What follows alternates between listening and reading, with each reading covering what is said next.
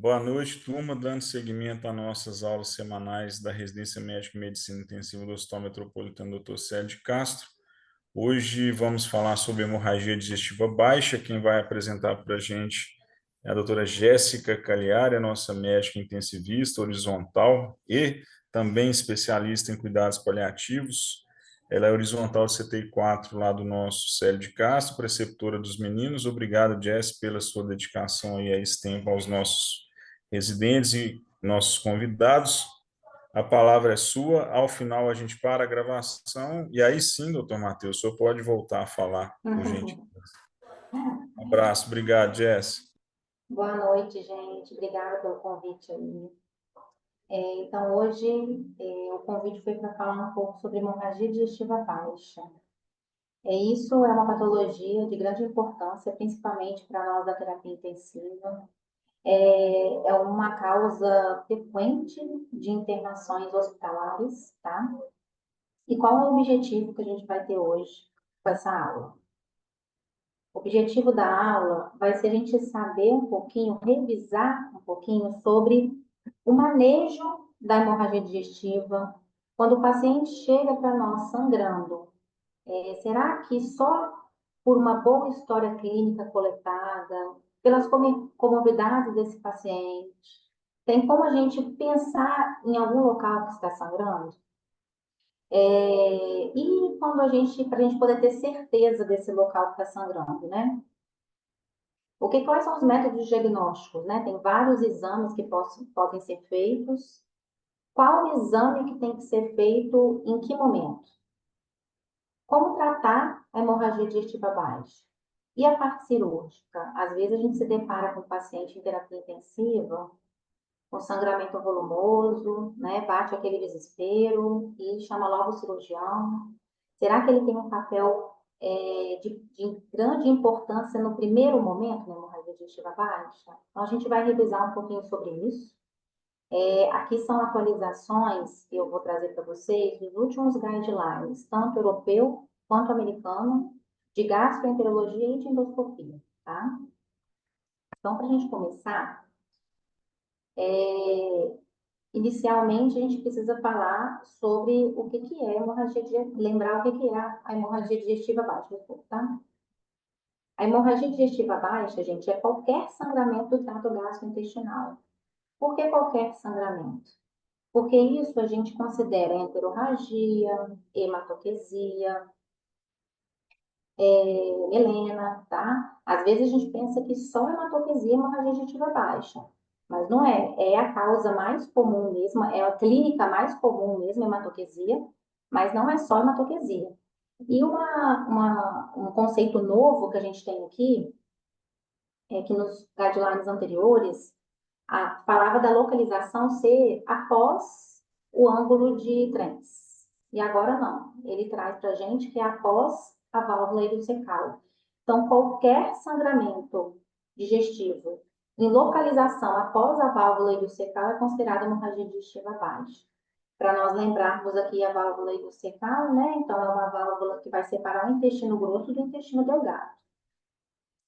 É uma causa frequente de hospitalização, como eu falei para vocês, mas vocês podem notar que nós pegamos muito mais hemorragia digestiva alta do que baixa no CTI. Realmente, a maior parte dos pacientes com hemorragia digestiva baixa tem um sangramento autolimitado e uma resolução espontânea. 28% só desses pacientes que vão ficar graves. A incidência da hemorragia digestiva baixa, com o passar do tempo, ela está aumentando, porque a população está envelhecendo, o uso de antitrombóticos, né, que é um fator de risco, está aumentando. Então, é algo que a gente vai começar a ver com mais frequência, tá? E o que é de fator de risco para nós termos hemorragia digestiva baixa? Ingesta de álcool, tabagismo, uso de anti-inflamatório, antiviolante plaquetário, anticoagulante, tá? E as causas? Existem várias causas, tá? De hemorragia digestiva baixa, causas benignas e malignas. Mas a causa mais importante e mais comum é a doença diverticular. Em segundo lugar, são as doenças anorretais, que aí entra, né? Hemorroida, fissura. doenças proctológicas secundárias à radioterapia, trauma, e depois várias outras causas, lesões vasculares, colites, que a gente já reportou em aulas anteriores aqui, a colite infecciosa, colite inflamatória, doença de Crohn, retocolite, colite isquêmica, às vezes uma causa iatrogênica, né, um sangramento pós-polipectomia, e tem as causas malignas, neoplasia coloretal, neoplasia anal, e algo muito importante da gente lembrar é que, às vezes, mesmo você fazendo todo o protocolo certo, os exames certos, no momento adequado, pode ser que você não encontre causa daquele sangramento. 5% das hemorragias digestivas baixas não possuem causa, tá? Não, a gente não identifica causa. Então, já que a diverticulose é a causa mais comum, a gente vai relembrar um pouquinho o que é o divertículo e por que sangra. O divertículo são saliências em forma de saco na mucosa colônica, que são pontos fracos da parede muscular. Eu trouxe uma foto para a gente exemplificar aqui, ó. Nessa foto ilustrativa, você pode perceber no colo esses saquinhos aqui, ó. Isso aqui são os divertículos. E quando amplia esse divertículo, olha a parede colônica como ela é espessa e olha a parede que faz parte o divertículo aqui, o saquinho que é o divertículo, muito mais fina. Dentro dessa parede tem vasos, que é o que a gente está vendo aqui na colônia. Isso aqui é uma foto de um divertículo na colônia. Então, fica muito mais frágil e muito mais fácil de sangrar. Por isso, o divertículo sangra, tá? É a manifestação, a clínica, né, de um paciente com diverticulose, que a gente percebe, é uma hematopesia assintomática. Alguns pacientes podem ter dor abdominal, mas na grande maioria é sem sintomas. E é um sangramento autolimitado. Então, isso dá uma pista para a gente, quando chega um paciente, né, sangrando, e só pela história clínica, a gente já consegue pensar em divertículo, em uma causa, né? Pacientes idosos, homens, tabagistas com IMC elevado e raça branca são fatores de risco para ter divertículo.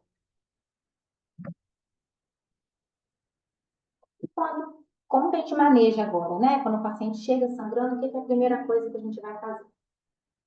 A primeira coisa é coletar uma boa história clínica desse paciente.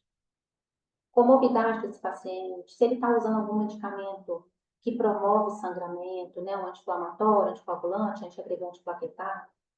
Fazer um exame físico completo, incluindo toque retal, que muitas vezes não é feito, né? Mas é crucial na hemorragia digestiva baixa.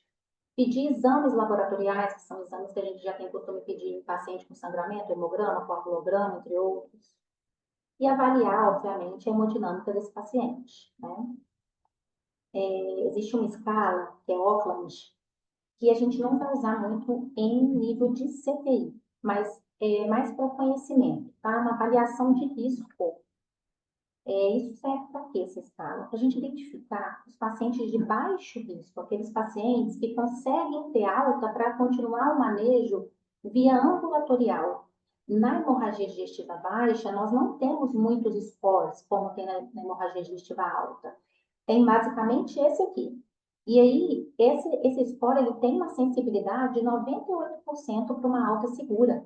O que ele diz? Se você quiser, eu vou mostrar para vocês a tabela no próximo slide.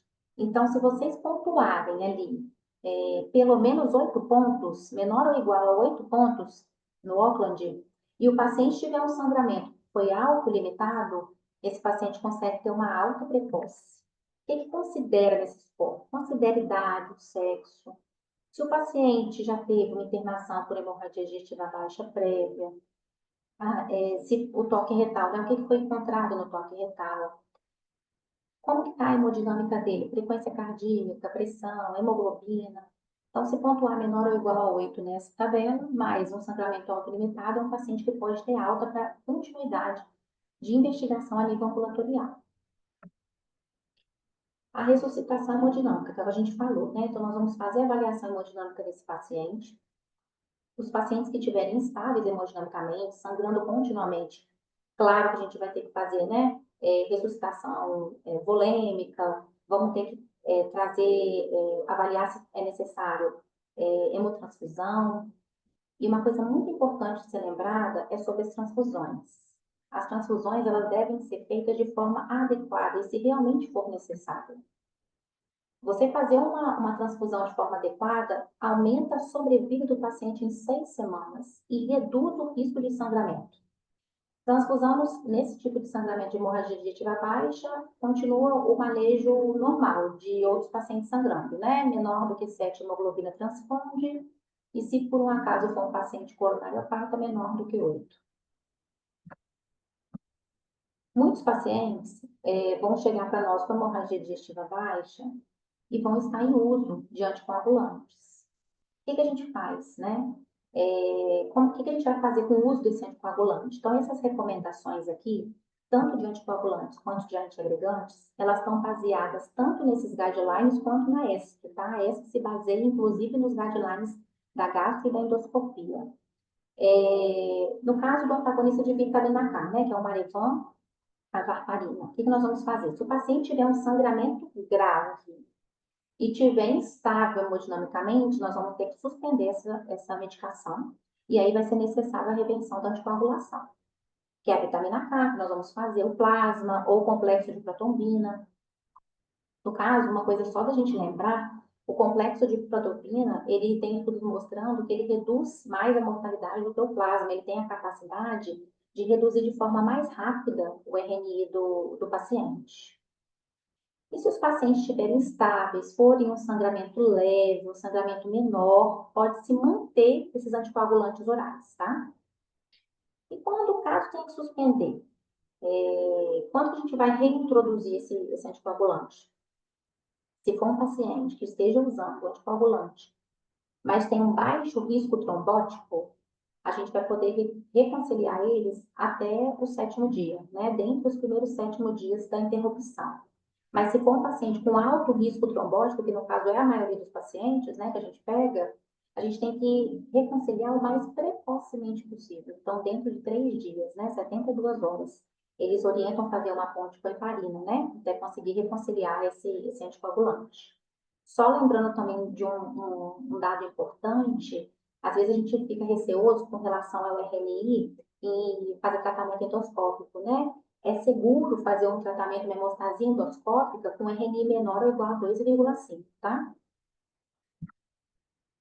E os anticoagulantes orais diretos, os DOCs, né? Que é a rivaroxabana, daxabana, pixabana, dabigatrana. É a mesma ideia. Se o paciente tem um sangramento com risco de vida, nós vamos ter que, um sangramento volumoso, instável, nós vamos ter que suspender a medicação. A maior parte dos pacientes que usam os DOCs e sangram só com a suspensão resolve o sangramento, tá? Mas existe uma porcentagem que não vai resolver e vai precisar de fazer a reversão. O que é um grande problema, porque nós não temos facilidade de encontrar essas medicações antagonistas desses DOCs, né? No Brasil. Então, o ideal é que se tiver usado a medicação em menos de 24 horas e for necessário, né, fazer a reversão. Só para lembrar, né, o indarucizumab é o que reverte o dabigatrana e o antaxanete alfa, o apixabana e o rivaroxabana. Mas isso é a minoria dos pacientes, tá, gente? E se o sangramento for leve, o paciente, né, tem tá estável, nós vamos manter o anticoagulante. No caso dos antiagregantes plaquetários, o AS, clopidogrel, ticagrelor, inicialmente só para lembrar que não é porque o paciente está sangrando e usava AS ou clopidogrel vai precisar de fazer plaqueta, né? A transfusão de plaqueta segue o padrão de transfusão em pacientes sangrando. Menor do que 50 mil, nós vamos ter que transfundir as plaquetas. Então, no caso do AS, quanto que nós vamos suspender? Se o paciente usar o AS para uma profilaxia primária, suspende e vai voltar apenas se for necessário. Agora, se for por uma profilaxia secundária, o ideal é que se mantenham mais, tá? Só vai suspender caso o paciente realmente, mesmo está em uso de AS, já fez todas as medidas clínicas e mesmo assim continua um sangramento volumoso, então aí vai precisar de suspender, mas em último caso, tá? Se for profilaxia secundária. E caso tenha que suspender o AS, como que a gente vai fazer? Nós vamos precisar reiniciar ele o quanto antes, tá? Eles orientam iniciar dentro de 5 dias. Então, em até 5 dias, se o paciente tiver tido melhora desse sangramento, você pode reiniciar o AS. E a dupla antiagregação?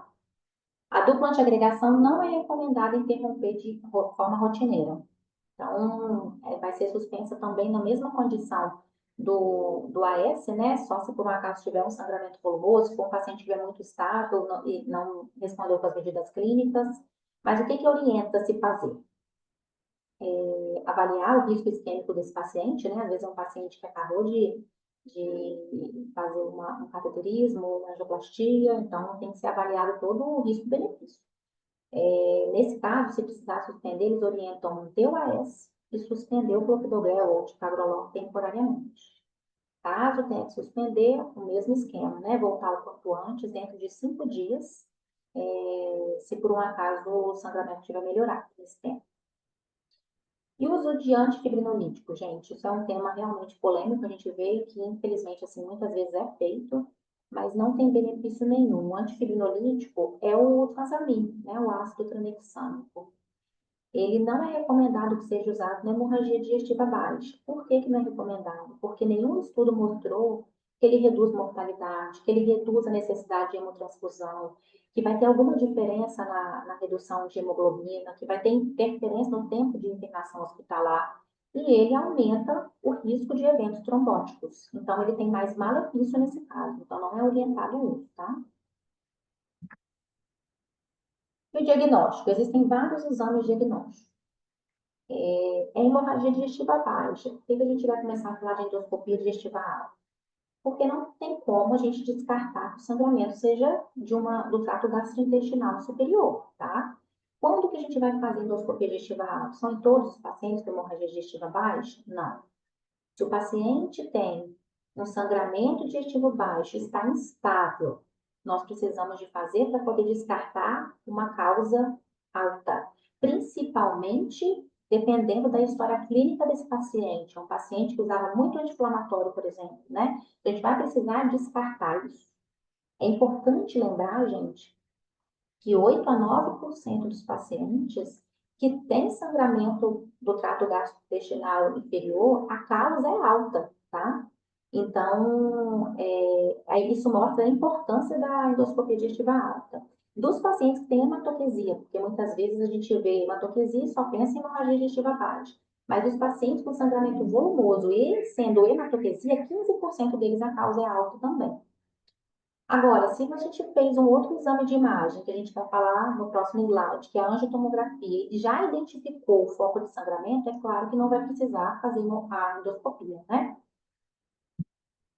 A angiotomografia, qual que é o papel dela? A angiotomografia é um exame com uma sensibilidade e uma especificidade muito boa, né? Uma sensibilidade de 79 a 95% e especificidade de 95 a 100%. Quanto que é indicado? Se o paciente chega para a gente com sangramento contínuo e instável, é indicado fazer a tomografia. Por que precisa ter essa condição? Porque se for um paciente com sangramento leve, um sangramento que já até está melhorando, vai ter um baixo rendimento, você não vai encontrar o foco de sangramento na angiotomografia. Então, ela precisa ser feita nas condições de um sangramento contínuo, para você encontrar o foco de sangramento. Ela é um exame que vai conseguir ver precisamente, né, a fonte desse sangramento, seja arterial ou venoso, e ainda vai conseguir delinear muito bem ali a anatomia do vaso, antes de fazer a embolização. Então, vai ajudar na arteriografia para a embolização, que é um tratamento. E as desvantagens? Desvantagens, a gente tem um paciente de CTI grave, que precisa fazer uma angiotomografia, que não é um exame que faz dentro do CTI, então você precisa transportar um paciente grave, isso é um risco para ele. Radiação, a necessidade do contraste intravenoso, e muitas vezes, se for realizado sem uma indicação correta, pode-se não encontrar nada, né? O ideal é que a gente faça essa angiotomografia nas primeiras 4 horas do início do sangramento. Então, isso aumenta muito mais a possibilidade de encontrar o foco de sangramento ali. E a coluna? A coluna é um excelente exame. Por quê? Porque é um exame que no mesmo procedimento você está dando diagnóstico, você está fazendo uma coleta de algum material, uma biópsia, se for necessário, e está fazendo o tratamento daquele ponto de sangramento. Então, ela é um exame que você consegue fazer tudo num procedimento só. Ela tem uma precisão diagnóstica muito variável, de 42% a 100%, e terapia hemostática também, né, de 10% a 63% dos pacientes.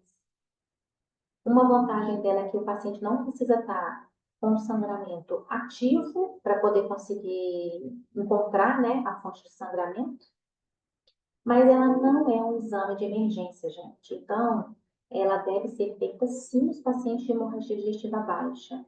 Mas você realizar uma colônia em até 24 horas de sangramento não mostrou redução de mortalidade. Então, ela deve ser feita, mas em algum momento da internação desse paciente. Os pacientes estáveis vai ser o principal método diagnóstico, que não são, na maioria das vezes, os pacientes que estão conosco no centro de terapia intensiva, né? Agora, os pacientes instáveis com sangramento importante, não é a prioridade. A gente vai fazer a angiotomografia primeiro, para depois pensar em colonoscopia. E sobre o preparo? Isso é algo polêmico, porque com uma certa frequência a gente vê que surge um medo de fazer um preparo no paciente com hemorragia digestiva baixa. Ah, porque se eu fizer o preparo do jeito que está sendo orientado, pode ser que o paciente sangre mais. Mas, gente, isso na verdade não faz diferença nenhuma. Foi comparado o preparo em pacientes que fazem colono sem hemorragia com hemorragia digestiva baixa e não teve diferença nenhuma em complicações, em nada. Então, é adequado fazer o preparo, todas as diretrizes orientam fazer a colono só se tiver sido realizado o preparo. Por quê? Porque um preparo adequado vai facilitar a visualização endoscópica. Então, vai facilitar com isso o diagnóstico, o tratamento e reduzir o risco de uma perfuração intestinal. Então, não se orienta a fazer colono sem preparo, mesmo em hemorragia digestiva baixa. Nos guidelines europeu e americano, eles sugerem um preparo que a gente não tem costume de usar, tá? Que é pegue 4 a 6 litros. Nunca vi nenhum hospital fazer esse tipo de preparo. E assim, é uma quantidade de volume muito grande que nem todos os pacientes podem receber. E também tem questão da tolerância, né? O paciente, para tolerar 4 a 6 litros de PEG, nem sempre isso acontece. Eles até orientam a usar uma sonda nasogástrica, mas não faz diferença em relação a usar o PEG e outros preparos que é feito aqui não, tá? A colono, ela é feita, como eu disse para vocês, por diagnóstico e tratamento já, né? Normalmente, o tratamento endoscópico, ele é feito numa dupla terapia. Normalmente, é feito clipagem junto com uma injeção de adrenalina. Por que é importante a gente saber isso? O paciente está dentro do CTI, precisou fazer uma colônia. É importante a gente conversar com esse endoscopista, saber o tratamento que foi feito, porque a gente precisa esperar que, dependendo do tratamento, existam complicações. Então, por exemplo, a terapia de injeção e o contato térmico, esse contato térmico não é muito usado, tá? Por falta de ter mesmo o material. Pelo menos na maioria dos serviços, eu perguntei tanto no nosso serviço, quanto no serviço, uma endoscopista conhecida do Sírio-Libanês, ela estava me falando que isso não é tão comum que seja usado, não, tá? Mas a terapia de injeção, que é a adrenalina, é usado, então isso daí, gente, pode ter um risco de quê? De perfuração. Então é importante a gente saber, porque depois que acontece o colo, a gente precisa de estar preparado para as complicações, né? A clipagem, ela é bem segura, tem menos risco de lesões e é muito usada. Depois tem ligadura endoscópica, ligadura de laço removível, agentes tópicos, né? Isso aí é só a fim de conhecimento mesmo. E a arteriografia? A arteriografia, a gente vai fazer a embolização, né? Então, vai identificar, vai dar diagnóstico e tratar também. Você faz uma... Quando a gente vai fazer ela? A gente faz um paciente chegou instável, sangrando continuamente. Nós fizemos, então, a angiotomografia, que identificou o ponto desse sangramento. E aí, o que a gente faz? O ideal é que em até 1 hora nós levamos esse paciente para a arteriografia. Se existir um protocolo adequado e certinho, e isso conseguir ser feito nesse tempo, vai ajudar muito a identificar o ponto de sangramento. Se você faz em 1 hora, você tem uma probabilidade de identificar de até 8 vezes maior o foco desse sangramento. E aí vai facilitar, né, para poder tratar, que é a embolização. Como que é feito? É endovascular, né, transcatéter, eles conseguem, a ideia é você diminuir a perfusão ali daquela artéria para onde está para parar de sangrar, né, e aí vai embolizar aquele vaso. É bem seletivo, consegue embolizar vasos de até menos de 1 milímetro. E o que que eles usam para poder embolizar? Tem vários materiais, tá? E isso não difere em um ser melhor do que o outro. Eles orientam a usar de acordo com a experiência do operador, né? Então, pode ser gelatina absorvível, cola de cianocrilato, etileno, microbobinas. E apesar de ser um excelente exame, né, e tratamento, tem complicações e são complicações temidas, né? A mais comum que pode acontecer é um infarto intestinal.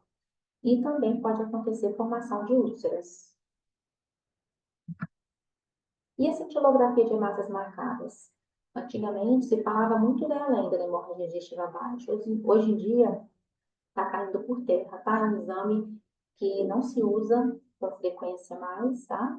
É um exame assim que eles orientam a usar só em caso de não ter uma angiotomografia, mas às vezes uma preocupação com relação ao contraste. Mas normalmente no local que não tem angiotomografia não tem cintilografia de hemácias marcadas, né? E é um exame que só para a gente lembrar, o paciente precisa estar muito bem estável, porque é um exame demorado, né? Então, não tem o paciente tem que estar em uma condição muito boa para fazer ele. Então, é um exame que não se usa mais na hemorragia digestiva baixa praticamente nunca, tá? E a cirurgia, né? A cirurgia, quando o cirurgião vai ter que ir lá fazer uma laparotomia exploratória desse paciente, às vezes o paciente chega sangrando muito e a nossa vontade é que seja a primeira o cirurgião a entrar em ação, né? Mas não, gente. O ideal é que faça todos os passos que eu expliquei para vocês e a cirurgia entre somente se não conseguiu cessar mesmo o sangramento depois de ter sido feito tudo adequadamente, ou se às vezes a causa do sangramento é algo que não consegue ser resolvido de forma endoscópica ou radiológica. O risco de uma laparotomia exploratória para um paciente com hemorragia digestiva baixa é muito alto, né? Eles vão abrir o abdômen do paciente, vão procurar o foco de sangramento e não vão achar. E muitas vezes vai precisar de arrancar uma porção intestinal muito maior, né? Então, a mortalidade desse paciente é muito maior com a cirurgia, tem que deixar para último caso. E só o fluxograma para a gente lembrar, então, e organizar um pouquinho tudo que nós falamos até agora. Então, se um paciente chega com uma hemorragia severa, que no caso é o que nós vamos encontrar no nosso perfil de terapia intensiva, o que nós vamos fazer? Fazer uma ressuscitação polêmica, né? Transfundir se for necessário e pedir endoscopia para afastar causas de trato gastrointestinal superior. O paciente está sangrando ativamente, angiotomografia. Angiotomografia extravasou o contraste. A arterografia em até 60 minutos. Agora, a arterografia, não, a angiotomografia não mostrou extravasamento de contraste. Em algum momento vai fazer colonoscopia. O sangramento é leve, não é um sangramento contínuo, o paciente está estável. Em algum momento vai fazer colonoscopia. E pode ressangrar? Pode, principalmente se for de vertículo. Os pacientes com hemorragia digestiva baixa secundária de vertículo, eles têm uma média de 1,2 anos para ressangrar. Acontece com mais frequência. Outro fator de risco para ressangramento é a idade avançada, se o paciente ficou muito instável, quando teve essa hemorragia digestiva baixa. E é isso, gente. Eu espero ter sido clara, tá? Estou à disposição aí para a gente tirar dúvidas se surgirem. Muito bom, muito bom. Eu acho interessante, eu fechei a apresentação sua aí, Jess. Uhum. Até pouquinho a Virgínia estava conectada aí agora, eu estou vendo os meninos da cirurgia aí, mas é importante, foi muito importante essa aula que até a gente estava falando Hoje é quarta, né? Terça. Ontem a gente estava conversando sobre exames, né? Numa das reuniões ontem de manhã no hospital. E se os meninos aí repararem, né? Quem está lá no hospital há mais tempo, vai ver que a gente raramente faz colonoscopia dentro do CTI. Né? E eu defendo que não deve ser feito, porque colonoscopia, gente, é um exame para diagnóstico. Né? A Jéssica apresentou bem aí, tratamento de hemorragia digestiva, se tiver com sangramento ativo, a colonoscopia não trata. Né? Então, se tiver com um paciente instável, então, aí os médicos da endoscopia ficam malucos lá quando você pede uma colonoscopia na urgência por causa da hemorragia digestiva baixa. Né? Então, a gente tem que tomar muito cuidado. A aula hoje foi o quê? E aquela ideia, né, que o paciente está sangrando, está com hemorragia digestiva, a gente pensa que é só no cólon, e tem mais 3, 4 metros de trato gastrointestinal que é considerado baixo, que é abaixo ali depois do sangue, do ângulo de Trides, que é intestino delgado, e a gente não vê sangramento pela colonoscopia do intestino delgado, então a gente tem que tomar cuidado com isso. Né?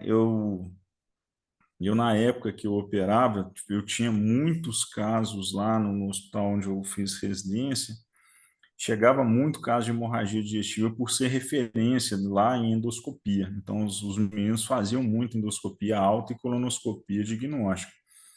Mas para hemorragia digestiva alta, eles tratavam muito bem.